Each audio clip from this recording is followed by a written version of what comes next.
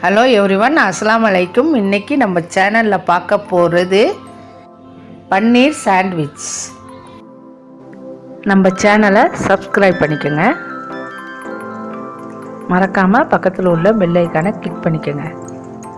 அப்போ தான் நம்ம போடுற வீடியோ நோட்டிஃபிகேஷனாக வரும். வாங்க வீடியோக்குள்ளே போகலாம். இப்போது பன்னீர் சாண்ட்விச்சுக்கு ஒரு பவுலில் 1 கப்பு சின்ன நறுக்கின வெங்காயம், 1 cup capsicum, 1/2 cup sweet corn,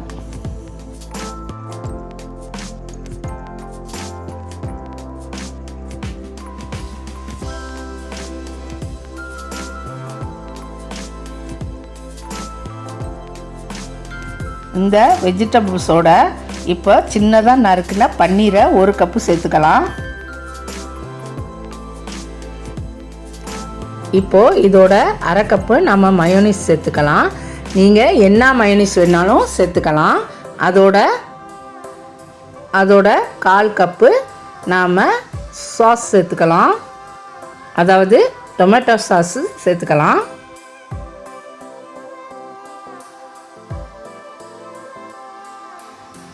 அதோட இப்போ 1/4 teaspoon pepper powder, 1/4 teaspoon chilli powder,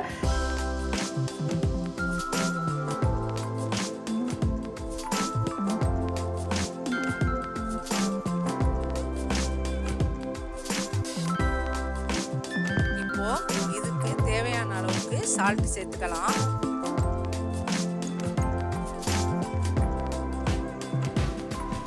இப்போ இதோட எல்லாம் ஒன்றாகிற அளவுக்கு நல்லா மிக்ஸ் பண்ணிக்கலாம்.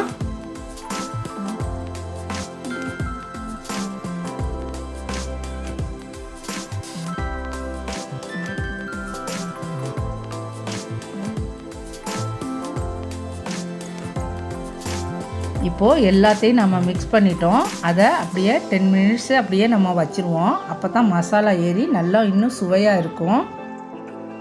இப்போது 10 மினிட்ஸ் கழித்து நாம் நல்லா ஃபில்லிங்ஸை மறுபடியும் நல்லா மிக்ஸ் பண்ணிக்குவோம். இப்போது இந்த ஃபில்லிங்ஸை ப்ரெட் ஸ்லைஸில் வச்சு கரெக்டாக ஸ்ப்ரெட் பண்ணி விட்டுடலாம்.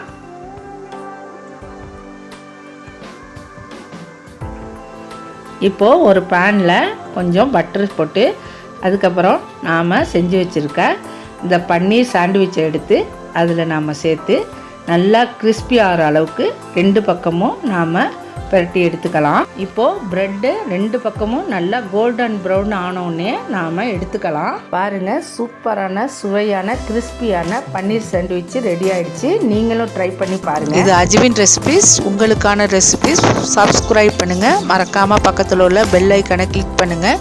லைக் பண்ணுங்கள், ஷேர் பண்ணுங்கள், கமெண்ட் பண்ணுங்கள். அஸ்ஸலாமு அலைக்கும்.